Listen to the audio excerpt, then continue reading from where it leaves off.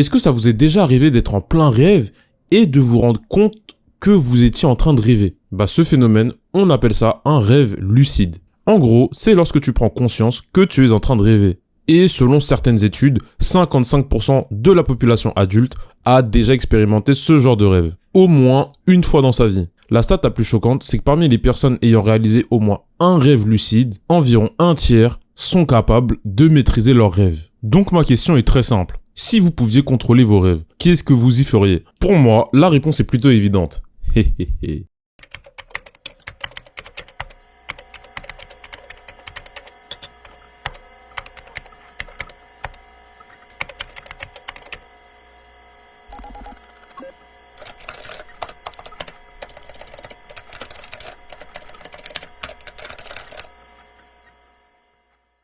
Wesh l'équipe, j'espère que vous allez bien, c'est Soon et on se retrouve pour une nouvelle vidéo. Ceux qui ont vu ma première vidéo savent que je m'étais lancé un défi. À chaque intro, je devais faire les salutations dans une langue différente. Et bien sachez que j'ai totalement abandonné le défi. Bon, avant de me lancer des tomates ou je ne sais quoi, sachez que j'ai une excuse. Après une longue période de méditation, j'ai compris que je n'étais pas un homme de défi et accessoirement un gigantesque flemmard. Raison pour laquelle j'ai décidé d'arrêter ce projet de merde. C'est pour ça que maintenant on va faire toutes les intros en français. La France au français, on revient aux sources. Comme d'habitude, aujourd'hui, je vais essayer de vous faire découvrir un animé pas très connu du grand public. Et ouais, je pense qu'on peut commencer. Wonder Egg Priority est un animé sorti en hiver 2021. Et celui-ci possède 12 épisodes plus un épisode spécial. Épisode spécial que l'on considère généralement comme la véritable fin de la série. Aux manettes, on retrouvera le studio Cloverworks. Créé très récemment, celui-ci a rapidement su se faire une place dans le monde de l'animation, grâce à des œuvres comme Darling in the Franxx, Promise Neverland ou encore Fate Grand Order. Plus récemment, on les trouvera sur l'animé de Spy Family et Sexy Cosplay Doll.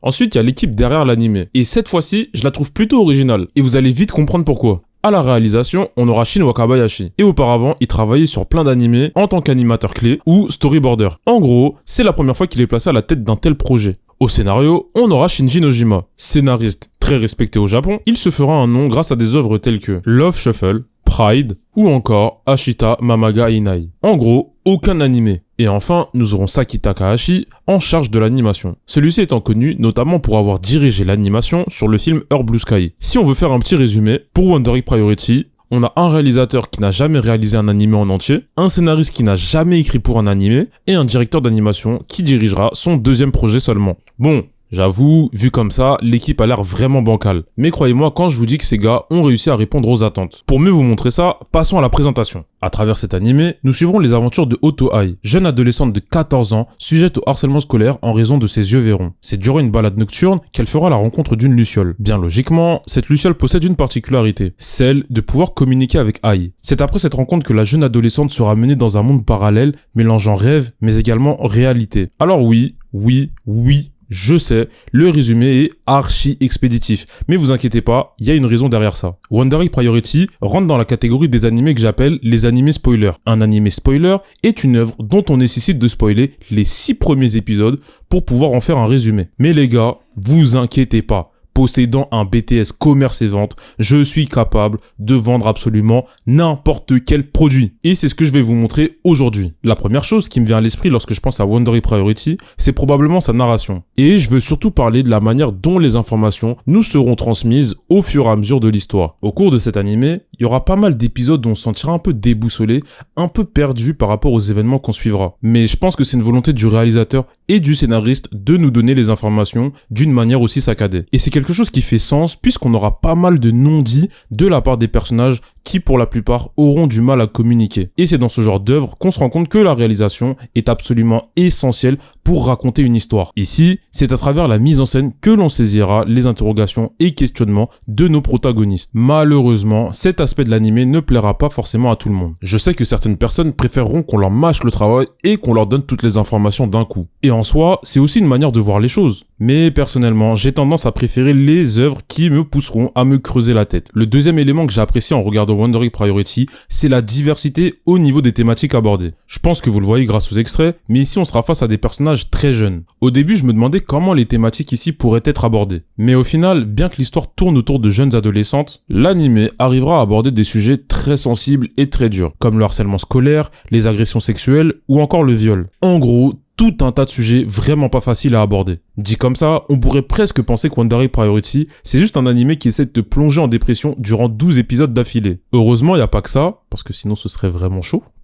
On aura aussi des moments de légèreté. Après, je préfère vous prévenir, vous attendez pas à péter des barres de rire. Certes, il y aura des scènes d'humour, mais l'objectif sera clairement pas de vous faire pisser de rire devant votre écran. Mais pour moi, c'est clairement pas une mauvaise chose. Ces moments de légèreté nous permettent de prendre du recul sur les événements sans forcément nous faire sortir du scénario. Et le premier terme qui me vient à l'esprit lorsque je pense à ça, je dirais que c'est l'équilibre. Dans le sens où l'aspect humoristique, et j'insiste sur les guillemets, ne prendra jamais le pas sur l'intrigue. Un truc tout con, mais également très logique au final, c'est que j'ai constaté qu'il n'y avait aucune vanne sur les traumas des personnages. Et je pense que c'est quelque chose d'important parce que si c'était le cas, une partie du public aurait pu penser que le sujet de base était tourné en dérision. D'où l'importance de trouver l'équilibre entre les moments sérieux et les moments de légèreté. Au niveau des personnages, c'est un sans faute. Que ce soit notre quatuor de jeunes adolescentes, leurs proches, ou encore le duo des Haka, chacun de ces personnages arrive à nous divertir d'une manière différente tout en remplissant son rôle. Par contre, je dois admettre que j'ai eu quelques difficultés avec 2 personnages en particulier. Tout d'abord, avec le personnage de Ai. Sans dire que je l'aimais pas, je dirais que j'avais quelques difficultés avec le personnage, notamment au début de l'histoire. La raison principale étant que je la trouvais un peu spectatrice des événements. Et pour moi, c'est essentiel que le personnage principal de ton histoire ait une certaine influence, soit sur son univers, soit sur les personnes qui l'entourent. Mais petit à petit, j'ai compris que mon avis sur elle était totalement biaisé.